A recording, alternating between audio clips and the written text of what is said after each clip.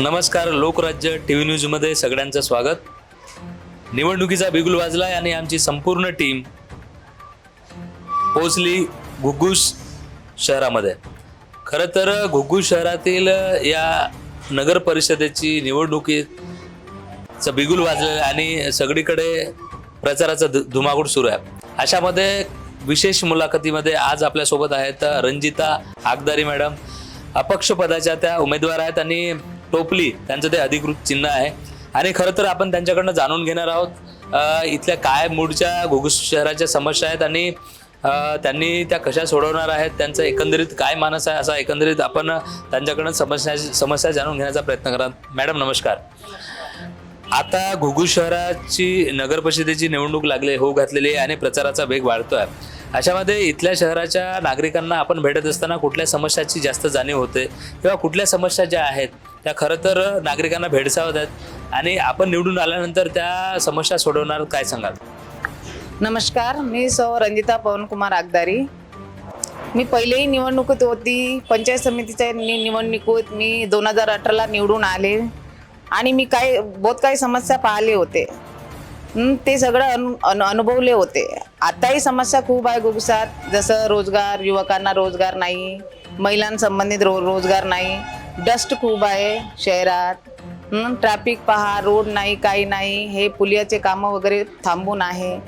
खूप काही समस्या आहे. लोकांनी म्हटलं आहे घरोघरी की घुग्गुसात हे सगळं समस्या कधी होणार, कधी विकास होणार म्हणून. आता ते सगळं आम्ही पाहतच आहो, प्रचारालय आम्ही फिरतच आहो, तर सगळ्या समस्या आम्ही पाहतच आहो आणि हे सगळं आम्ही करण्याचा प्रयत्न करीन. नक्कीच ताई, आपल्यासोबत तर आहेच. खरं तर पंचायत समितीमध्ये सदस्य म्हणून त्या होत्या आणि त्यांच्या ब्रोशरवर देखील आपण बघितलं की त्यांनी राजीनामा दिलेला देखील ते स्पष्ट त्यांचा त्यामध्ये उल्लेख देखील आहे. आपल्यासोबत पवनकुमार आहेत, त्यांच्या खांद्याला खांदा देत, कारण ते देखील ग्रामपंचायतमध्ये सदस्य होते. त्यांच्याकडे शेवट जाणून घेणार आहोत. खरं तर पवन सर, काय मुळात गडचंद्रूरच्या ज्या समस्या आहेत किंवा कुठल्या समस्यांना सोडवण्यासाठी आपण आता मैदानामध्ये आहात? आपण सर्वप्रथम कसं आहे, आपण बघतो की आपल्या गावात प्रथम इंडस्ट्रीज, औद्योगिक क्षेत्र म्हणून हा गाव घुग्गुस गाव ओळखले होते. पण इथल्या स्थानिक रोजगारांना, मुलांना, सुशिक्षित बेरोजगारांना रोजगार नाही.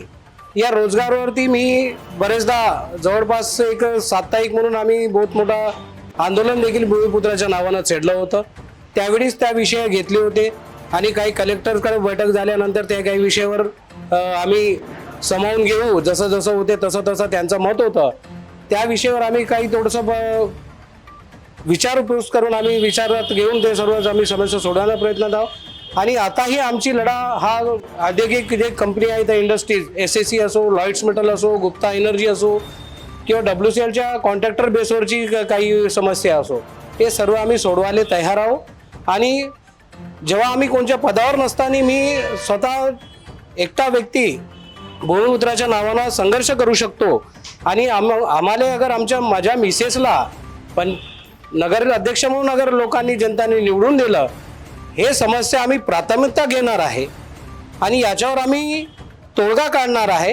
नाहीतर हे कंपन्या आम्ही बंद पाडू. अगर स्थानिक रोजगारांना अगर रोजगार नाही दिलं तर शहरात अगर कंपनी आहे आणि तो कंपनी अगर स्थानिक लोकांना रोजगार देत नसेल तर ते कंपनी आमच्या स्थानिकाची काही कामाची नाही. अशाही आम्ही बोलतो की अगर रोजगार आम्हाला स्थानिक लोकांना भेटणार नाही तर आम्ही ते कंपनी बंद पडायची आम्ही दमक ठेवू आणि बंद पाडू. फक्त आता मताच्या स्वरूपाने तुम्ही रंजिता आगदारीला तुम्ही मताच्या स्वरूपाने तुम्ही निवडून द्या आणि तुम्ही गेल्या 2018ला जे पंचायत समितीला आमच्यावर जे विश्वास ठेवून तुम्ही मतं केले, त्या विश्वासावर आम्ही बरेच कामं केले आहे आणि बरेच समस्या सोडवलेल्या आहे. पण त्यावेळी सुद्धा आमच्याकडे बरेच लोक विचारतात की तुम्ही त्यावेळीचे कामं दाखवा. आम्ही जेव्हा निवडून आलो त्यावेळीच महायुतीची सरकार होती, त्यांनी पंचायत समितीचा जे बजेट होता एकदम झिरो करून टाकला होता.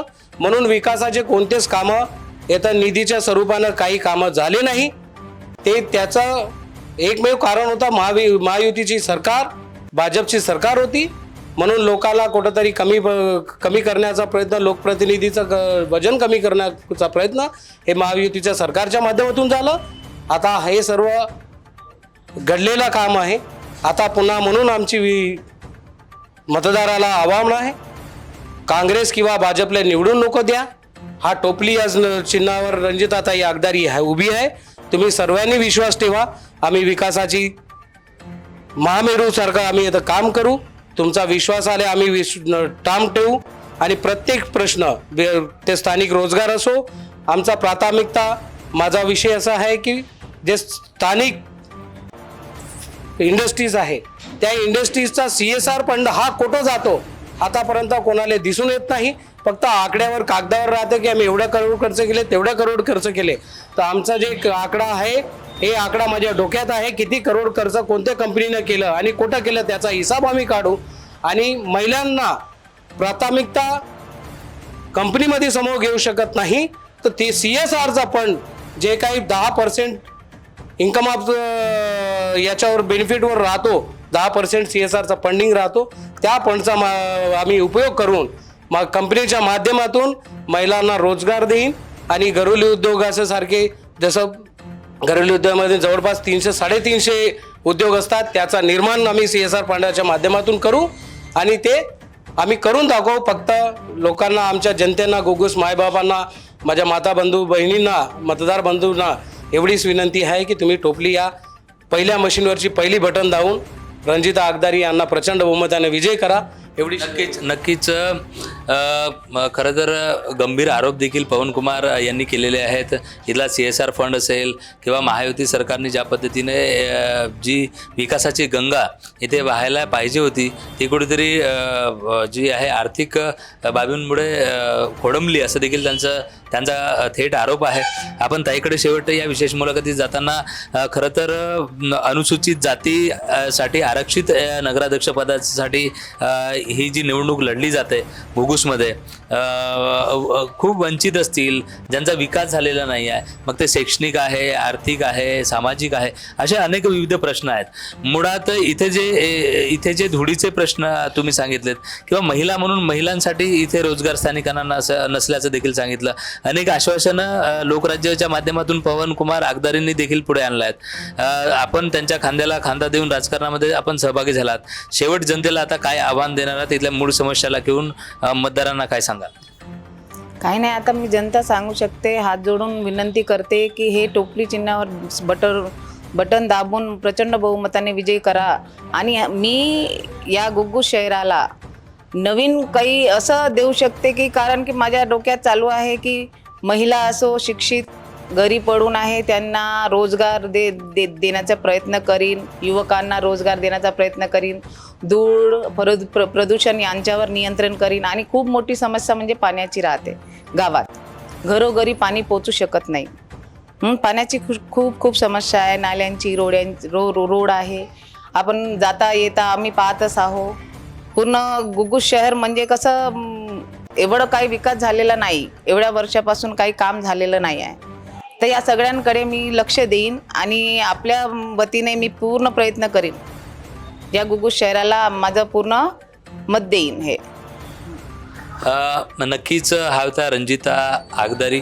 खरं तर जे मूलभूत प्रश्न आहेत, मग रस्त्याचा प्रश्न आहे, प्रदूषणाचा प्रश्न, अशा अनेक प्रश्नांना त्यांनी हात घातलेला आहे. आणि आरोप करताना पवनकुमार आगदारींनी देखील सजग केलेला आहे इथल्या कंपन्यांना. आमची सत्ता आली आणि CSR फंड किंवा त्याचा करोडोंचा गैरवापर समजा होत असेल तर ते आपण ते पुढे आणू आणि त्यांच्यावर मुख्य कारवाई करण्यास देखील भाग पाडू. आम्ही इथले भूमिपुत्र आहोत आणि आंदोलनाच्या दृष्टिकोनातून इथल्या घुगुस शहराचा विकास करण्याच्या हेतूने मग महिलांच्या सक्षमीकरणाचा प्रश्न असेल, युवकांच्या रोजगारांचा प्रश्न असेल, प्रदूषणाचा प्रश्न असेल, पिण्याच्या पाण्याचा प्रश्न असेल, अशा विविध समस्यांना सोडवण्यासाठी त्यांचा जो मानस आहे तो कुठेतरी लोकराज्य टीव्हीच्या माध्यमातून आपल्याला नक्कीच पाहायला मिळणार आहे. मात्र लोकराज्य टीव्ही न्यूज गेल्या अनेक दिवसांपासून आधी आणि पुढे पूर्ण प्रचारामध्ये प्रत्येक प्रभागात येत आहे. प्रभागामधल्या अनेक नागरिकांशी चर्चा करत आहे आणि चर्चेच्या माध्यमातून इथल्या समस्या अशा नेत्यांपुढे ठेवण्याचा आम्ही धाडस गेल्या अनेक दिवसापासून करत आहोत आणि त्या समस्या सुटाव्यात हा आमचा करण्याचा देखील हेतू आहे. त्यामुळे आपण संपूर्ण या प्रचारामध्ये आपण या सगळ्या नेत्यांशी भेटत राहणार आहोत. त्यांच्या ज्या कल्पना आहेत, त्यांच्या ज्या राजकीय जो विकासात्मक दृष्टिकोन आहे तो दृष्टिकोन आपल्यापुढे ठेवण्याचं काम लोकराज्य टीव्ही न्यूज करते आहे.